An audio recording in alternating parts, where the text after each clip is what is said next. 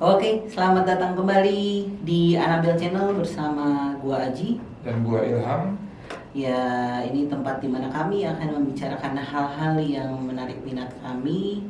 Tentu saja dibarengi dengan analisa-analisa dari kami, dan ya kalau analisanya kurang bagus ya mohon dimaafkan ya, sesuai nama channel ini. Analisa gembel. Anabel. Anabel. Iya. Nih hari ini gua ngetek pakai jersey Persibaya nih bang. Untuk Ini yang berapa nih? ini anniversary 96 mereka. Ini untuk mendiang. Ini untuk memberi penghormatan kepada mendiang Ada nomor punggungnya? Dujo Sugiantoro. Enggak, ini cuma 96. Ini 96 doang tulisannya. Oh. Anniversary ini kan jersey anniversary kan. Ya, ya. Ini untuk mengenang mendiang Dujo Sugiantoro ya. Salah satu legenda Persebaya dan juga ayahanda dari Rahmat Irianto ya. Iya, ini terus berduka cita untuk keluarga yang ditinggalkan, dan ya kami berdoa supaya almarhum dapat tempat terbaik di Ya, sisinya. amin, amin. Dan semoga legasinya Bejo itu, Om Bejo itu juga muncul nantinya di generasi-generasi berikutnya, karena Iya. salah satu yang gua kenang adalah gaya man to man-nya dan gaya slidingnya gitu. Mungkin kalau di sepak bola zaman sekarang sliding kayak gitu berbahaya ya, Iya.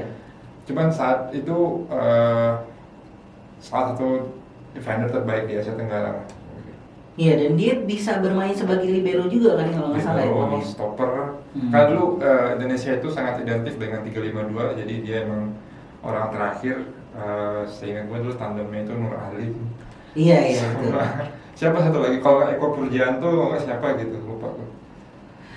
Dan beliau tuh juga kalau nggak salah sempat sempat dikirim ke ini ya untuk mengikuti program Primavera pada waktu itu ya, Primavera. bersama Kurniawan Dwi Cahyo, Kurnia Sandi ya kalau nggak Ya, salah ya. itu era-era itu mungkin kalau kita terjemahkan di bahasa sekarang, Kurniawan Dwi Yulianto itu sempat jadi asisten pelatihnya Komo. Sekarang jadi asisten pelatihnya timnas juga ya kalau nggak salah. Iya. Atau gimana ya? Sempat, ya? tapi kayaknya udah enggak sih. Terus Eko Purjianto itu pernah jadi asistennya di PSIS kalau nggak salah gue. Terus di Dewa United juga. Ya era-era itulah yang Bambang Pamungkas belum masuk ya berarti. Bambang Pamungkas kayaknya masuk ke manajemen deh di Persija kalau gue nggak salah ya. Tapi kalau ini tolong dibenarkan ya kalau mungkin ya. Coach Bima yang main pegang U17. Itu 17 atau 19 dia? 17. 17 bukannya Coach Nova? Yang dulu yang pas Piala Dunia apa? Iya, yang pas Piala Dunia U17 kemarin. Iya benar. Ya, terus udah nggak ada lagi ya. Ian Tumena itu sempat jadi pelatih Pandit. juga, pandit sama Pandit. sama direktur teknik juga Bang. Iya. Sekarang. Salah satu pandit favorit gue tuh untuk sebagai mantan pemain sepak bola ya, karena menurut gue analisanya beliau tuh cukup bagus gitu. Ya itulah bagian dari generasi sepak bola Indonesia. Mungkin ini juga salah satu bentuk penghormatan kita lah untuk generasi-generasi sebelumnya, dan juga mendiang Coach Bejo yang baru saja menghembuskan nafas terakhirnya beberapa hari yang lalu. Nah, ini menarik juga nih Bang kalau kita sambung langsung ke timnas Indonesia nih. Nah, ini kan kita waktu itu sempat membicarakan ya tentang sekilas tentang tim pelatih yang baru nih. Nah, dan di situ kita juga sempat menyebutkan bahwa nanti kemungkinan banyak dan ini juga sudah diamini oleh Wesley Sneijder ya di salah satu acara TV di Belanda, ada salah satu segmen yang bilang bahwa Sneijder bilang di sana sepertinya nanti Alex Pastoor yang akan banyak mengurusi masalah taktis di lapangan gitu, secara taktik juga gaya main dan segala macam gitu, dan sementara ya Kluivert ini akan menjadi figur ya abang-abangan ya seperti kita udah bilang kemarin ya, dan sebenarnya figur ini pun juga pada akhirnya ternyata ada hasilnya juga nih Bang. Di beberapa hari yang lalu kan diumumin nih bahwa ada Jordi Cruyff bergabung sebagai direktur teknik PSSI gitu ya. Advisor. Kalau yang gue baca artikelnya, dia jadi advisor, nanti dia yang memutuskan untuk siapa nih direktur tekniknya. Yang gue tahu ya, yang gue baca ya. Habis kalau di IG-nya timnas Indonesia nih dia dibilangnya tuh apa sih, kayak technical director. Oh ya? Iya. Karena gue baca di Detik itu beda lagi kalau nggak salah. Gitu. Iya. Nah, coba ya, kita pastikan dulu ya. Dulu nih. Daripada salah nih. Iya, ada dirujak. Timnas Indonesia. ngomong timnas nih emang harus wah. Oh iya, PSSI Technical Advisor. Ya. Tapi ini kan sebenarnya langkah yang bolehlah kita apresiasi ya Bang ya, karena kan sebenarnya kalau kita lihat di era Coach Shin yang akhir-akhir itu kan, di akhir eranya itu Coach Shin itu kalau nggak salah nggak punya technical director ya, bener-bener beliau bener-bener ya istilahnya membangun squad ini sendiri dan segala macam gitu. Ini kan sebenarnya langkah yang ya bolehlah kita apresiasi gitu, walaupun sebagai penggemar MU ya, gue tuh nggak pernah punya kesan apa sih tentang Johan Cruyff gitu, dan gue juga nggak tahu nih Johan Cruyff udah pernah melakukan hal ini sebelumnya atau belum gitu ya, karena jujur gue tuh menurut gue Johan Cruyff nih salah satu pemain yang nggak meninggalkan kesan apa-apa gitu Bang, buat gue pribadi ya.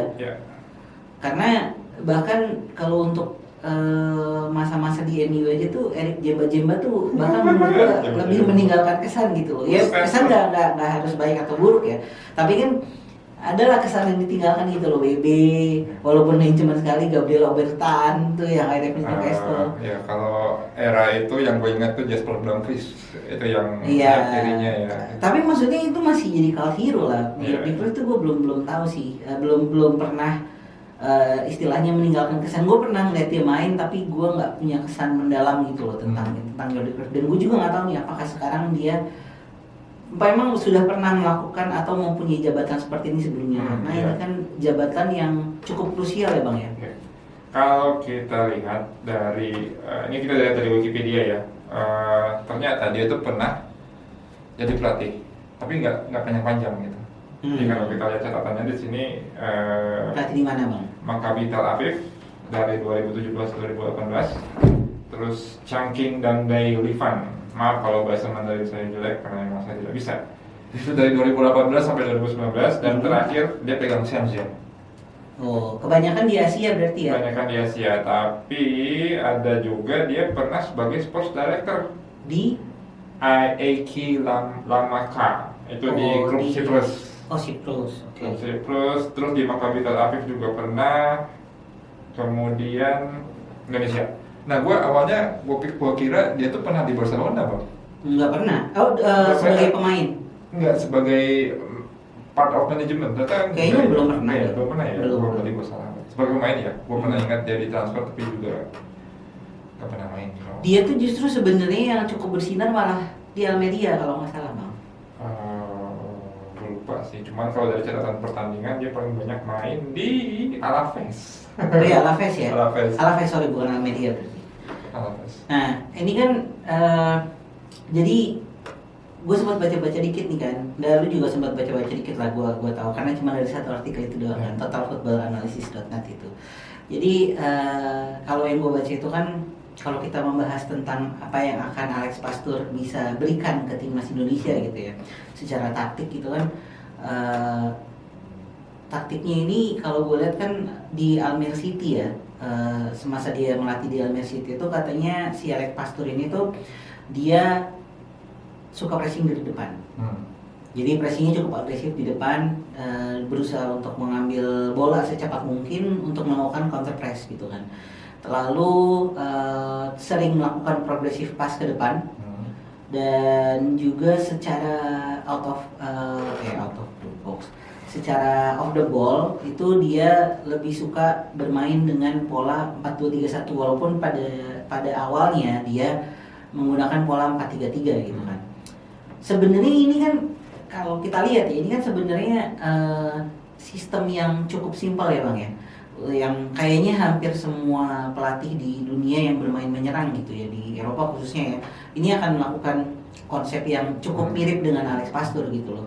Ini bukan kayak Pep Guardiola yang membagi lapangan menjadi 20 gitu kan, dengan semua instruksi pemain tuh, setiap pemain tuh punya instruksi untuk berlari kemana segala macam gitu. Atau seperti kayak Nagelsmann yang dalam satu pertandingan, Julian Nagelsmann tuh bisa mengubah formasi dari 4-4-2 menjadi 4-2-3-1, jadi 3-4-3 gitu dalam sekali pertandingan gitu.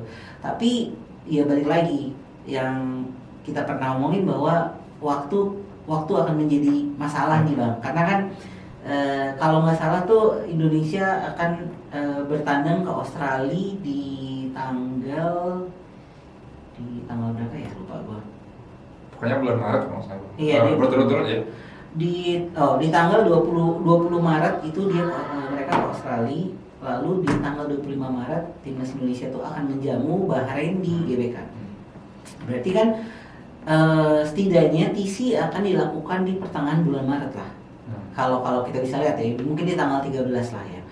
Seminggu sebelum atau 10 hari sebelum gitu. Nah, apakah, karena kalau kita lihat kan dalam sistemnya Sintayong sendiri pressing dilakukan gitu, tapi tidak seagresif yang mungkin karena kan kalau yang gue lihat dari artikel itu kan dia nekannya di depan banget, sedangkan kalau coach ini tuh lebih suka main mid block gitu kan. Gimana tuh Bang menurut lo Bang? Yang pertama gue ngelihat gue sanksi ada TC sih, gue ada pengumuman TC atau gimana, karena gue belum udah dengar sama sekali. Nggak tahu sih. Karena ini kan kita bicara berbagai aspek ya, kalau sepak bola di Indonesia khususnya timnas gitu. Di stylenya orang-orang Eropa itu kan tidak ada yang namanya TC. Ya itu kecuali mau ada kompetisi besar kayak Piala Dunia ya, atau Piala Eropa atau Piala Afrika dan segala macam. Kalau di kualifikasi gue bahkan timnas Belanda sekalipun gak ada TC ya. Misalnya weekend ini adalah game di domestik mereka, minggu depan mereka main di liga antar negara misalnya, mereka ya langsung latihan, gak ada TC yang kemudian dilakukan gitu. Nah, apakah kemudian style ini akan dibawa gitu? Karena gue cukup mengapresiasi terutama Alex Pastur ya. Dia itu sempat nonton pertandingan yang ada Persijanya 2 kali, masih di daerah Jabodetabek. Jawa juga pernah Bang, di daerah Jawa yang kalau nggak salah Kluivert dikasih onde-onde ya. Kacang rebus. Tapi itu kemana ya? Gue lupa, kayaknya itu Sleman deh, di Sleman. Sleman ya? Iya, tolong dikoreksi ya kalau salah ya, tapi seingat gue sih di Sleman sih kayaknya. Dan yang paling kentara itu adalah ketika dia sama Daniel Lanzat nonton Maluku United. Kita udah tahu siapa yang dia bidik ya. Ada Sayuri Saudara dan mungkin Wahyu ya di sana. Gue apresiasi itu, khususnya itu sudah melihat, itu sudah menjelaskan bahwa memang yang pegang kendali taktis adalah Alex Pastur dan Daniel Lanzat gitu, karena dia bela-belain jauh-jauh. Dan kemudian apresiasi ini mungkin nanti akan dia pilih, akan dia tuangkan dalam pemilihan pemain. Kan konon kabarnya ada 27 pemain yang akan dipanggil, tapi gue nggak tahu, mungkin bisa berubah. Siapa yang akan dipanggil itu pastinya klub-klub yang dia tonton, itu pemain-pemain yang ada di sana gitu. Dan apakah pemain-pemain ini bisa stylenya bisa sesuai gitu dengan gayanya Alex Pastur sendiri gitu. Tapi di satu sisi juga Alex Pastur pastinya nggak bisa memaksakan style yang dia bawa ketika dia melatih. Misalnya NAC Nijmegen, terus AZ Alkmaar, terus Sparta Rotterdam, dan terakhir Almere City gitu. Dia belum bisa memaksakan itu gitu. Di timnas sendiri buat gue belum ada pemain yang memang bisa benar-benar nge-press dari depan. Itu belum ada gitu. Iya. Gue berharap Rafael Struijk tuh punya power yang lebih, tapi ternyata begitu mau counter press bolanya sering lepas gitu. Itu memperlihatkan bahwa untuk bermain dengan pressing tinggi itu butuh physical yang sangat-sangat kuat gitu. Betul. Itu yang belum mungkin di timnas kita ada ya. Dan kemudian gue melihat di sepak bola modern sekarang udah mulai intensitas untuk pressing itu kayaknya udah mulai turun gitu. Karena mungkin 2 tahun 3 tahun yang lalu ya, paling relate itu menurut gue di Liverpool. Kalau Jurgen Klopp dulu mainnya emang benar-benar metal banget gitu kan, terus sekarang udah mulai menurun. Bahkan ketika sebelum Klopp pergi pun ya. Nah mungkin ini juga yang akan jadi concern dari Alex Pastur gitu, karena dia tidak bisa lagi memaksakan style itu. Mungkin nanti untuk game-game berikutnya mungkin bisa, karena komunikasi dengan pemainnya udah mulai muncul, arahan bermainnya seperti apa gitu. Itu sih yang akan jadi pertimbangan Alex Pastur dan Daniel Lanzat gitu. Ya kalau untuk abang-abangan yang satu itu gue nggak tahu ya dia mau ngapain di sana, tapi Ya expect-nya jika memang dari analisis yang kita sempat baca secara mentah itu, kita berharap counter attack-nya lah ya, counter attack-nya itu benar-benar berjalan dengan baik gitu ketika merebut bola, karena buat gue kuncinya memang ada di tengah. Gue nggak ya, karena gue ngeliat Tom Hai main di timnas itu nggak pernah full 90 menit gitu. Dan pun di Man City ternyata dia juga nggak pernah 90 menit gitu. Siapa yang kemudian bisa seimbang gitu loh posisinya ketika Tom Hai misalnya diganti atau Ivar Jenner misalnya diganti gitu. Kalau untuk bola dari belakang ke depan, Jesus mungkin masih oke. Rizky Ridho masih fasih juga bermain seperti itu. Bahkan mungkin kalau kita lihat beberapa game terakhir sebelum ST Chaps ya, itu long ball-nya Martin Paes itu sebenarnya cukup akurat menurut gue. Cuman kita hanya kalah duel aja gitu. Itu sih yang harus dibenerin. Terlepas dari itu semua ya, kita berharap Indonesia main bagus lah. Seperti kita kalah 4-0 lawan Australia di Piala Asia. Menurut gue itu cara bermain sepak bola modern itu yang U23 kan. Oh iya, yang kalah 4-0 di Qatar. Di Qatar ya. Qatar. Tapi waktu di Piala Asia pun, di Piala Asia senior pun, menurut gua pada saat kalah dari Australia itu kita cuma kalah momentum aja sih ya. Yeah. Dan kelihatan waktu pas lawan Australia di GBK itu kan yang 0-0 tuh, setidaknya di 20 menit pertama tuh kita bisa memanfaatkan momentum gitu ya. Cuman memang nggak ada gol tercipta aja sayangnya ya. Dan di hari itu memang ya bisa dibilang bahwa barisan pertahanan Indonesia tuh cukup disiplin dan rapih lah untuk menahan serangan dari Australia gitu. Dan ya itu juga yang kita harapkan nanti akan terjadi ya di tandang Australia nanti gitu. Ya, yang satu lagi tambahan yang gue suka ketika kita kalah 4-0 lawan Australia adalah di babak pertama kita bermain bukan hanya di belakang tapi dari tengah itu rapi banget gitu. Shape-nya itu betul. Pemain bergerak enak banget nontonnya, itu kayak pemain Australia itu bingung gitu mau ngasih bola kemana gitu. Dan itu menurut gue tuh udah wah ini enak banget. Makanya kalau salah gue kita cepet cetetan terus ini keren banget meskipun kalah 4-0 buat gue wow gitu. Dan di pertandingan itu pertama kalinya gue ngeliat pemain Indonesia melakukan technical foul bang.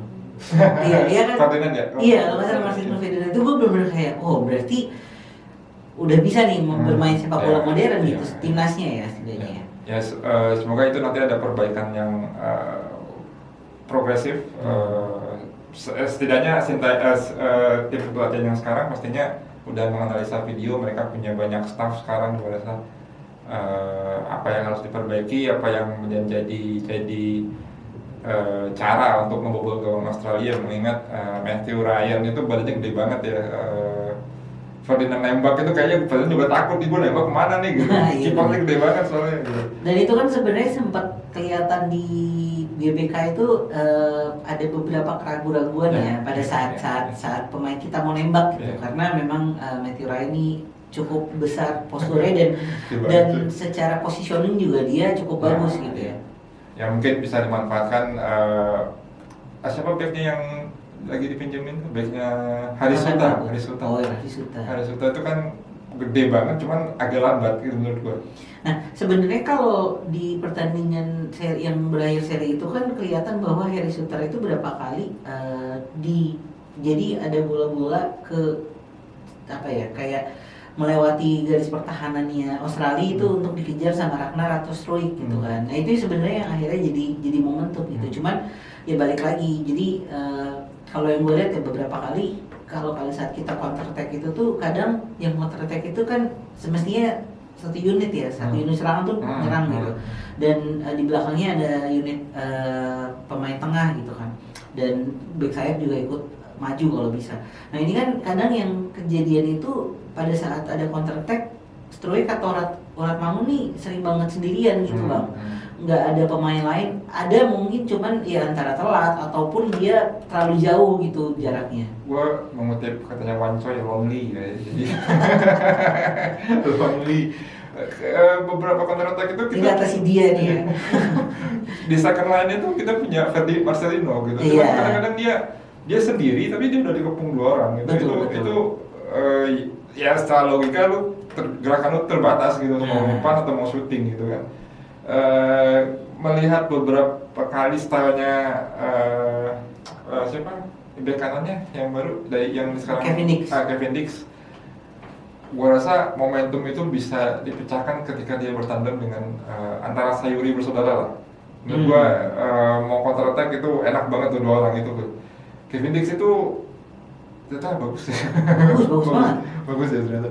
Karena gue pas jadi Fiorentina namanya nggak mengkilap aja sih, jadi gue kehilangan momentum. Bahkan sekarang tuh kan dia kan sempat ada beberapa klub Bundesliga yang mendekati ya kalau nggak salah. Iya ke Mönchengladbach kan. Jadi itu sewaktu pas Mönchengladbach itu mau mengajukan penawaran kontrak, kalau nggak salah ada beberapa klub lain nih, gue lupa sih klubnya apa gitu.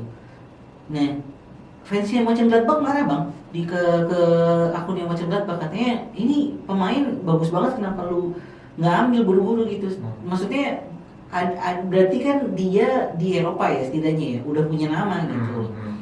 Mönchengladbach juga bukan klub sembarangan juga gitu. Walaupun ya story, ya bukan klub yang istilahnya sering menang atau apapun gitu. Tapi kan ya kita lihat lah banyak juga pemain-pemain yang dicetak dari sana gitu. Ada Markus Thuram, terus juga mungkin yang akan naik lagi nanti Manu Kone gitu.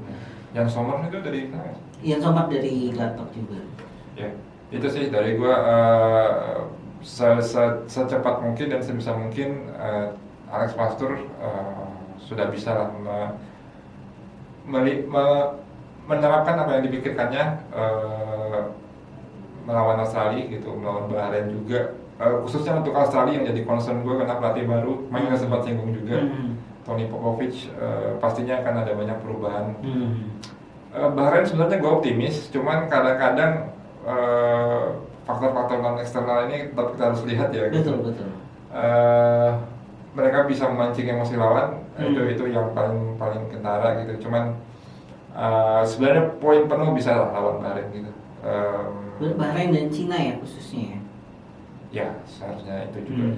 Karena ya kalau kita lihat langsung memang dari masih bulan depan. Kalau nggak salah tuh di April atau Mei ya, gue lupa ini. Ya itu sih yang jadi concern gue. Dan kalau kita melihat historinya Alex Pastur sendiri, dia punya prestasi yang cukup lumayan ya. Ketika megang NEC, Nijmegen itu di 2011-2013 dia bawa Nijmegen di peringkat 8 divisi saat itu. Kemudian saat di Sparta Rotterdam juga di peringkat tengah, dan terakhir ya di Almere City yang cuma peringkat 16 atau 18 gitu. Jadi langsung degradasi lagi. Habis naik. Enggak dong. Sama dia kalau nggak salah sempat bertahan semusim bang. Di Almere City itu dia 2 musim ternyata, 2022-2024. Oh, berarti setelah kalau nggak salah setelah dia cabut baru degradasi deh. Gitu ya. Kalau nggak salah ya.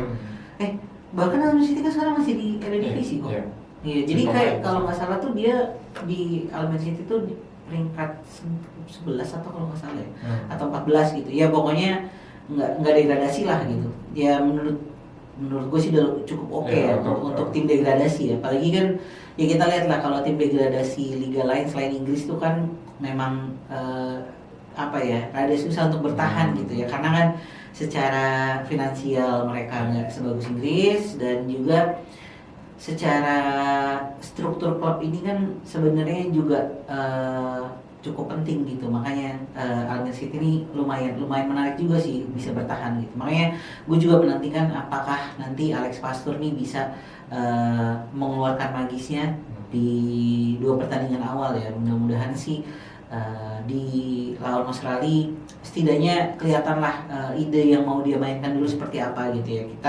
Kita sih berharap bisa mendapatkan poin ya, setidaknya 1 poin. Tapi kalaupun tidak, setidaknya yang penting terlihat dulu idenya Alex Pastur lah.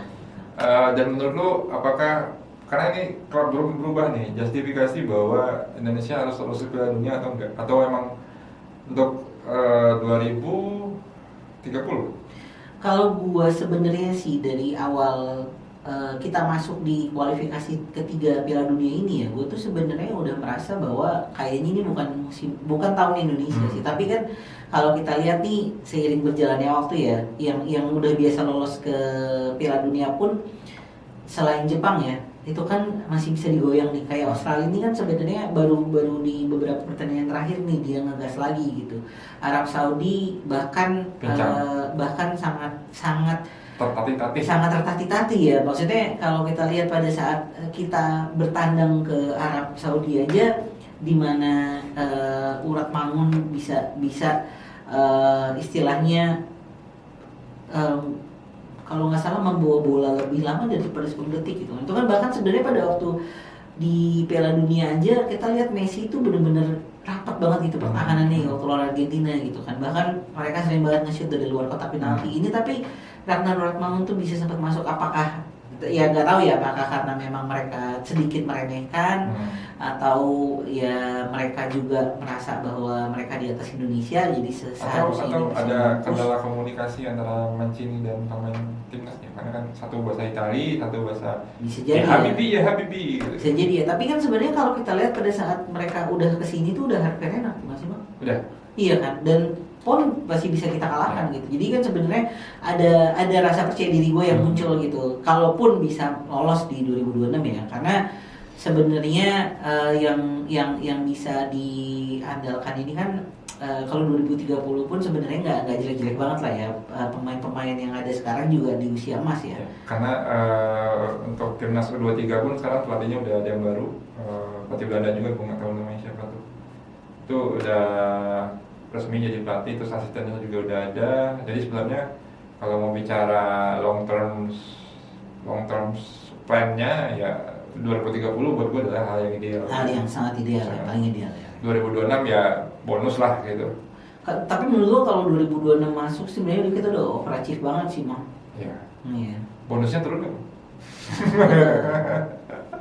Oke, nanti kita lihat aja ya gimana pertandingan timnas melawan Australia dan Bahrain. Ya mudah-mudahan sih kita bisa mendapatkan poin dari dua pertandingan tersebut. Dan ada tambahan pemain timnas? Gue sih pengen ngelihat Detan main sih di timnas senior. Victor Detan.